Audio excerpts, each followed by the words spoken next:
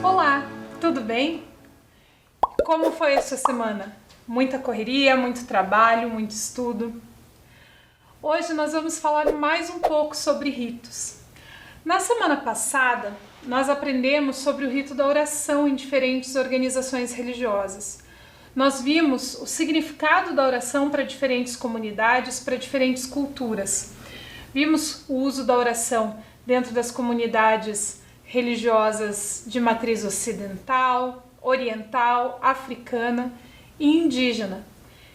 Essa oração adquire diferentes significados e diferentes funções de acordo com a comunidade onde ela é realizada. O próprio rito da oração acontece de diferentes formas. Nós vimos a oração no islamismo, que exige todo um preparo do físico, a higiene, a posição que se faz durante a oração, até a localização, pois a pessoa precisa saber para que lado fica a cidade de Meca, para se voltar para a cidade de Meca para fazer as suas orações. Vimos também a oração na Umbanda, que acontece de uma forma mais simples, não tem todo aquele preparo, mas tem um significado muito especial da relação entre o devoto e o transcendente. Então nós vimos que uma mesma expressão da religiosidade pode adquirir diferentes significados de acordo com a comunidade onde ela acontece, apesar de receber o mesmo nome. Se você ainda não viu isso em língua portuguesa, você ainda vai ver que em língua portuguesa a palavra oração recebe um outro significado, ainda diferente. E vai perceber que mesmo que você não tenha religião nenhuma, essa palavrinha vai fazer parte do seu dia a dia, vai fazer parte dos seus textos, das suas produções para sempre. Então a palavra oração ela vai aparecer em vários momentos, em vários componentes curriculares diferentes, vai estar sempre presente no seu dia a dia. Hoje nós vamos ver uma outra forma de expressão da religiosidade, uma outra forma de expressão que compõe os ritos. Uma coisa que nós não falamos nas aulas anteriores, mas que é importante a gente pensar, é o que é um rito e o que é um ritual.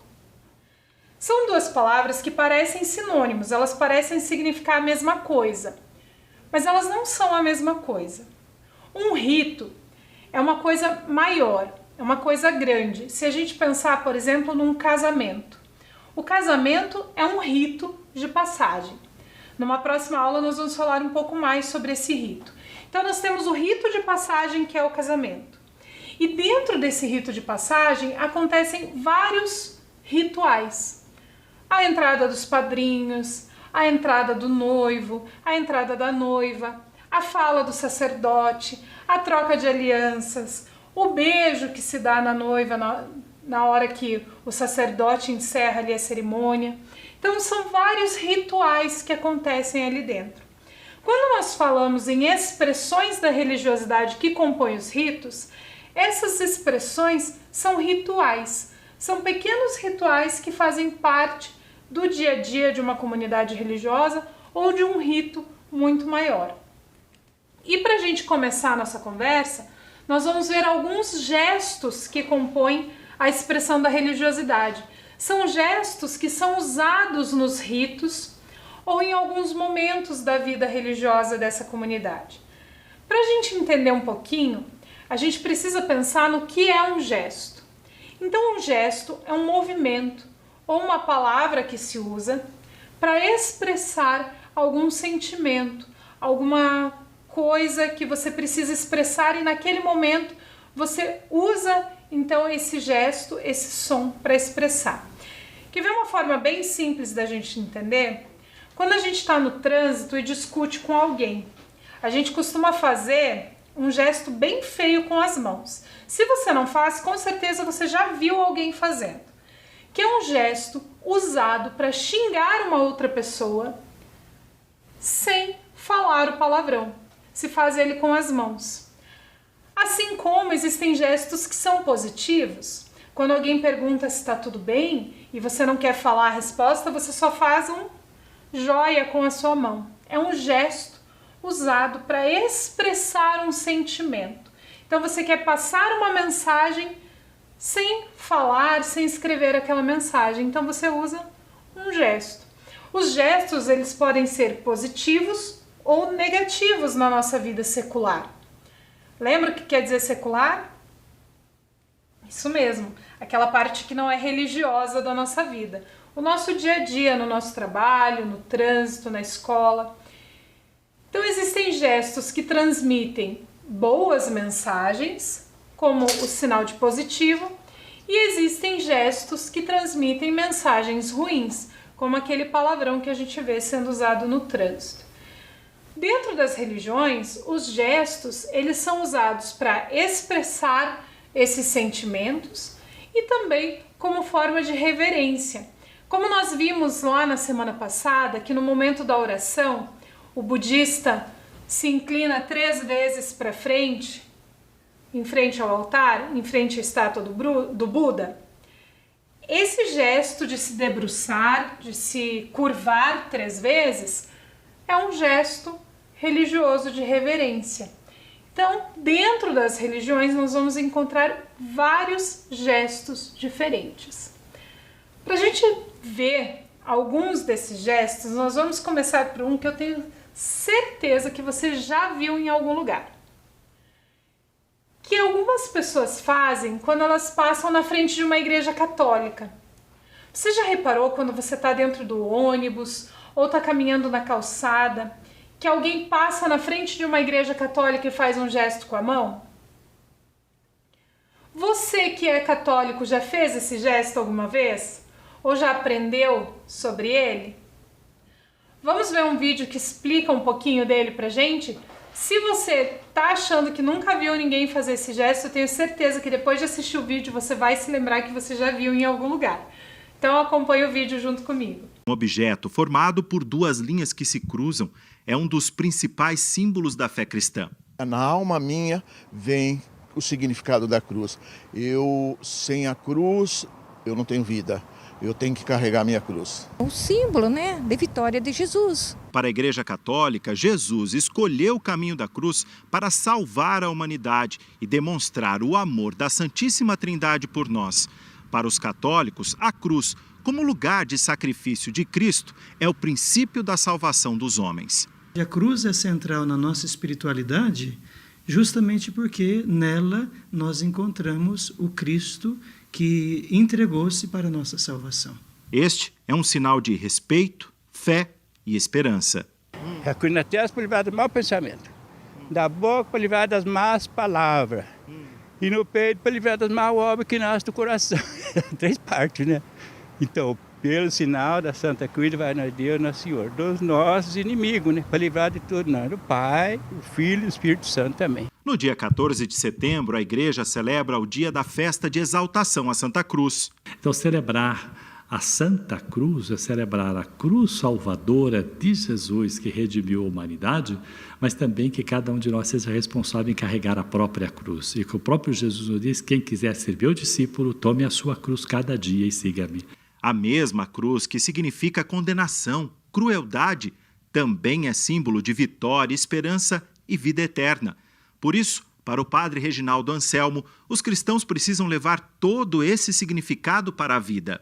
Agora, se eu apagar de fato das minhas memórias, a memória de Cristo na cruz, então essa solidariedade ela não tem sentido. Ela cai em um ato de ONG, mas não no sentido de fé, de cristão. Nesse vídeo nós aprendemos um pouquinho sobre a exaltação da Santa Cruz. E aprendemos sobre esse gesto que se faz com a mão.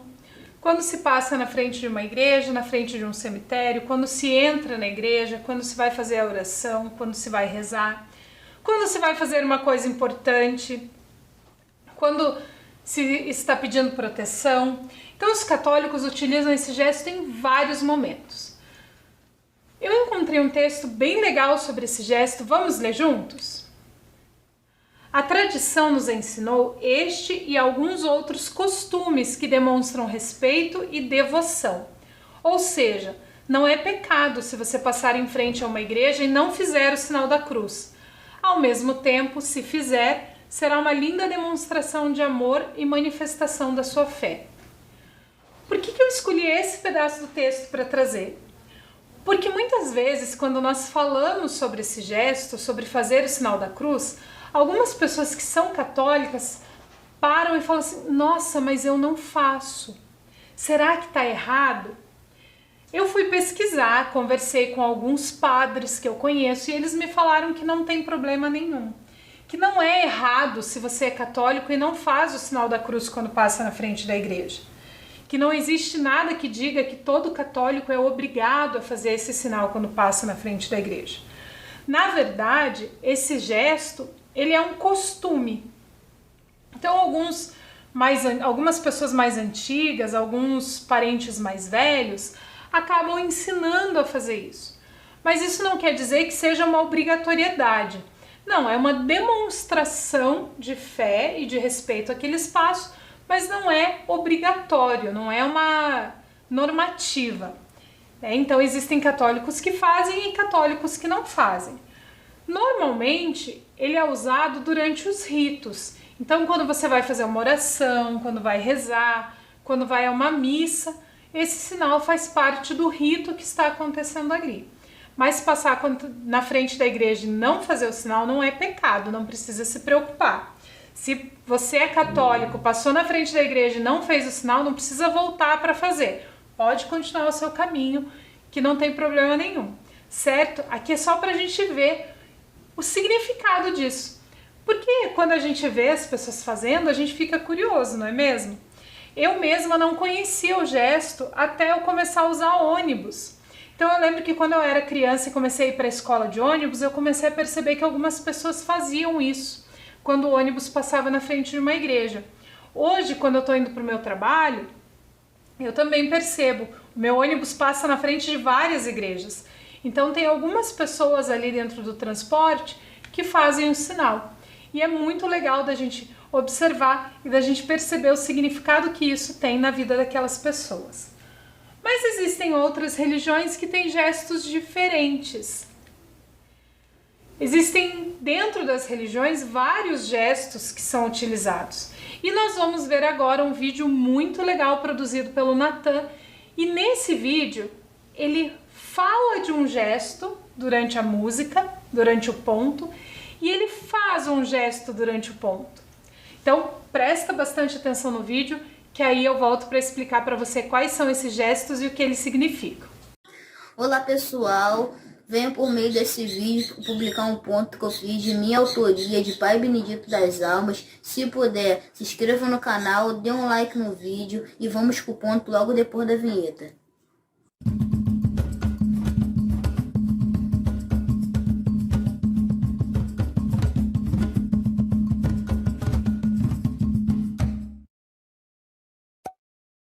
Sai Pai Benedito, salva as almas, sai Pai Benedito.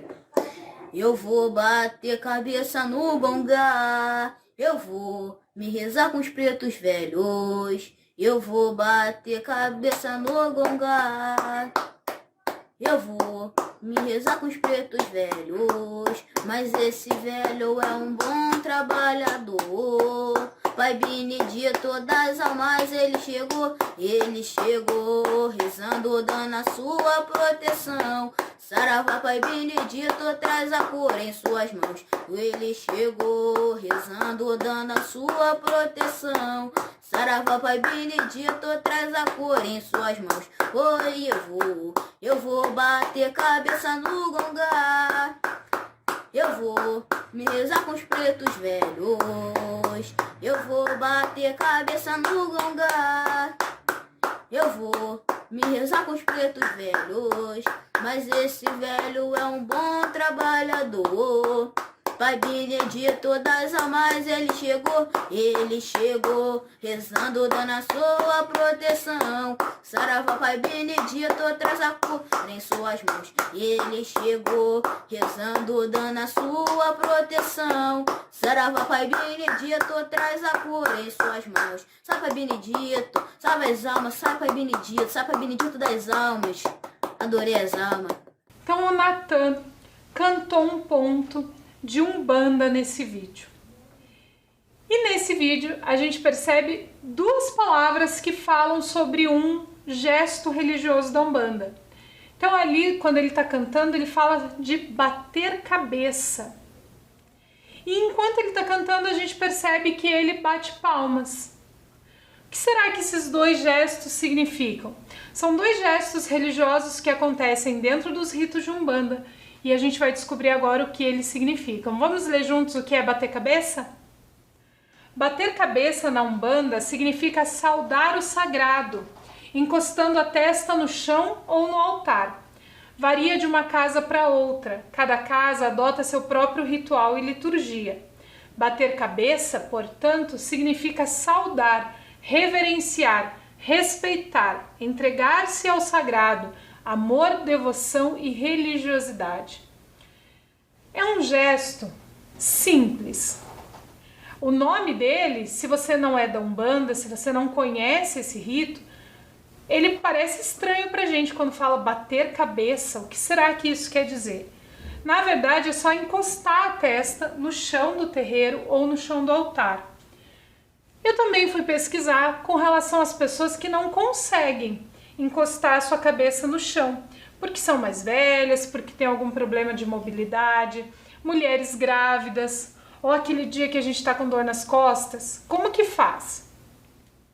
Aí, as pessoas que eu conheço que são umbandistas me explicaram que existem outras formas de se bater cabeça e que as pessoas que por um acaso não conseguem tocar a sua testa no chão ou no altar por algum problema de saúde, questão de idade, alguma dor, alguma coisa assim, podem fazer esse gesto de outras formas, como tocando a mão no altar e colocando a mão na testa, ou de outra forma, de acordo com o que a casa que eles frequentam, o terreiro que eles frequentam, tiver definido como ritual. Então, bater cabeça é reverenciar o sagrado, reverenciar os orixás, as entidades que habitam aquele espaço. E enquanto o Natan cantava, ele bateu palmas. O que será que isso significa? Vamos ler juntos? Na Umbanda, a reza é musical, a cura é musical, a quebra de demanda é musical, o casamento é musical, o batismo é musical, os orixás e guias são chamados com música. E as despedidas também são feitas com música. Assim, bater palmas no terreiro é algo tão importante quanto a curimba. As palmas são a extensão do corpo do que está sendo cantado. Então, nos terreiros de Umbanda, quando se tem a música presente, para todos os ritos que ocorrem ali, a gente viu no texto que a música tem um papel fundamental dentro dos ritos de Umbanda, é comum que a gente ouça o som de tambores, de atabaques, instrumentos de percussão. E no nosso corpo também é possível nós fazermos som de percussão. Nas aulas de arte, provavelmente você já deve ter visto alguma coisa relacionada a isso. Se não viu, você ainda vai ver. Quando a gente trabalha com música, a gente fala de percussão corporal. Existem grupos hoje que são especializados em percussão corporal. Então eles fazem os sons todos com o corpo, batendo na bochecha, batendo no peito, batendo na barriga, nas pernas, batendo o pé no chão, estalando os dedos. Mas de todas essas formas de percussão corporal, o bater palmas é o mais fácil, é o mais simples e que quase todo mundo pode fazer. Então, nos ritos de Umbanda, quando se usa a música, se usa o bater palmas para marcar esse ritmo e para fazer essa percussão corporal. Então, o bater palmas faz parte desse rito musical que envolve várias situações dentro da Umbanda. É um gesto que produz um som e que faz parte do rito religioso. Mas não é só no catolicismo e na Umbanda que nós temos esses gestos importantes. Nas religiões de matriz oriental nós também temos gestos importantes e eu vou convidar você para assistir um vídeo comigo e tentar identificar 2 gestos importantes dentro das religiões de matriz oriental.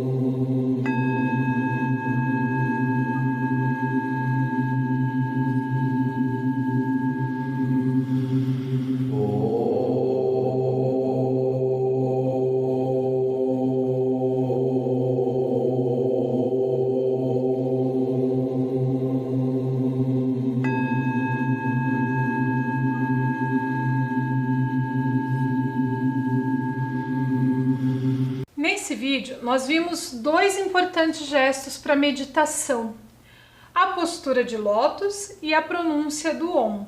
Então aqui a gente tem um gesto que é feito com o corpo e um gesto que é feito com uma vibração das pregas vocais. Parece complicado quando a gente fala, né? Vibração das pregas vocais. Mas na verdade é muito simples e é esse som do Om que se faz durante a meditação. Vamos ler juntos o que significam esses gestos?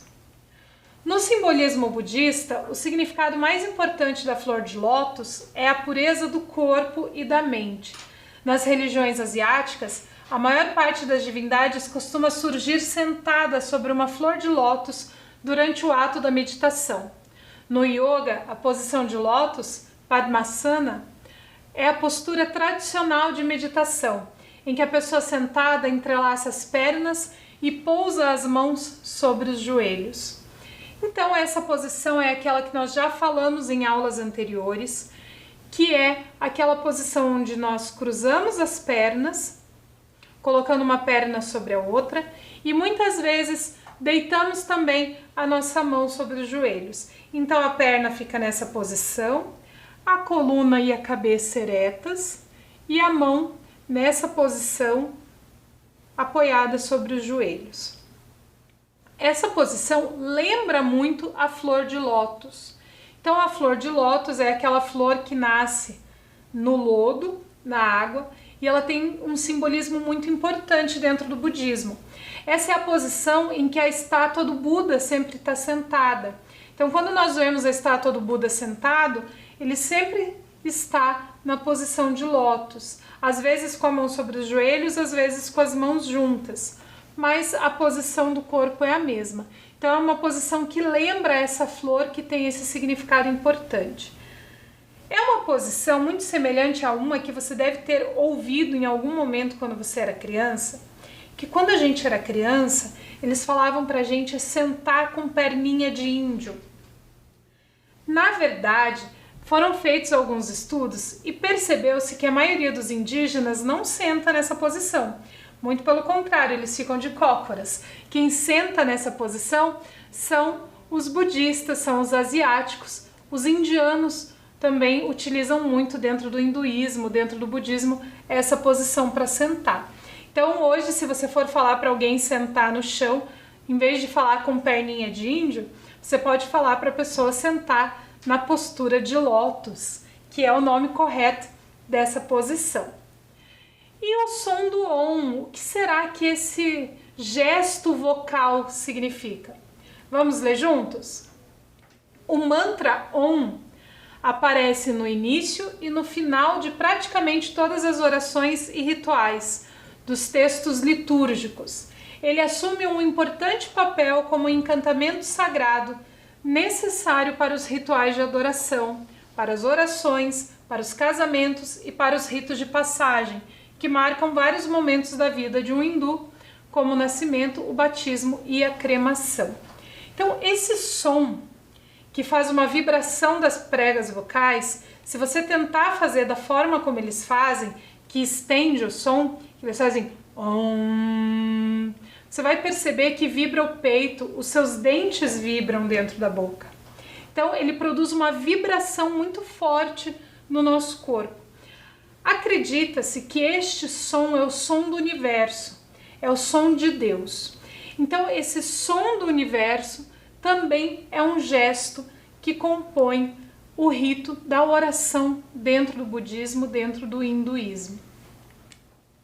Isso que nós vimos hoje são apenas alguns exemplos. Nas próximas aulas nós vamos conhecer outras formas de rito e as suas funções dentro das comunidades. Esses 3 que nós vimos hoje são gestos que expressam sentimentos e que expressam a religiosidade. Então esses gestos, nós vimos que eles podem ser feitos com o corpo, eles podem ser feitos com as mãos e eles podem ser feitos com a vibração das pregas vocais. Existem várias formas de se fazer os gestos. E os gestos, eles adquirem uma função muito importante, que é essa de transmitir alguma mensagem, seja para o transcendente, seja para uma pessoa. eles são muito importantes também para pessoas que não podem falar ou que não podem ouvir. Então, na nossa sociedade, tirando um pouco agora do campo religioso, pensando na nossa sociedade secular, nós temos muitas pessoas que se comunicam através de gestos, através do que a gente chama de Libras, que é essa linguagem brasileira de sinais, que é uma língua construída a partir de gestos para que pessoas com deficiência auditiva possam também se comunicar. Para a gente só ter uma ideia da importância dos gestos na nossa sociedade. Mas, falando sobre a importância dos gestos, nós encerramos a nossa aula de hoje. Nós fechamos a nossa aula sobre gestos que expressam a religiosidade. Ainda não fechamos o conteúdo de ritos. Na próxima aula nós vamos ver outros tipos de ritos, outras formas de expressar a religiosidade dentro desses ritos, dentro desses rituais e a sua função dentro das comunidades religiosas. E para a gente fechar, aquele nosso combinado de sempre. Lave muito bem as suas mãos, tome bastante água. Nós nos encontramos na semana que vem para falar mais sobre diversidade religiosa e sobre os ritos dentro das comunidades. Até lá!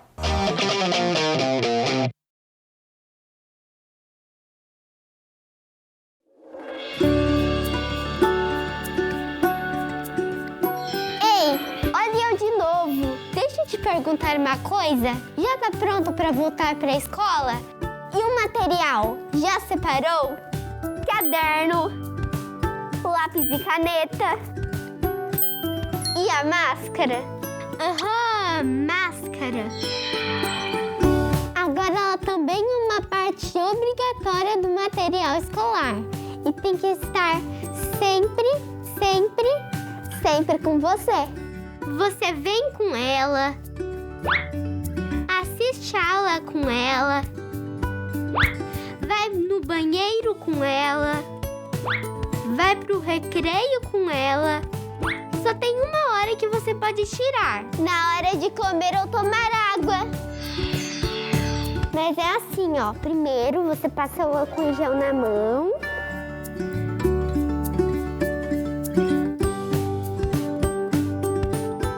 Tira a máscara com cuidado, pegando pelo elástico. E coloque dentro de um saquinho vazio. Lembre-se de trazer de casa, hein?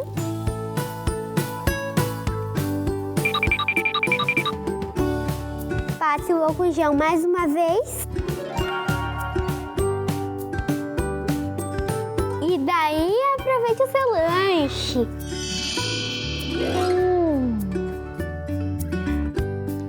Quando terminar de comer, passa o álcool em gel de novo.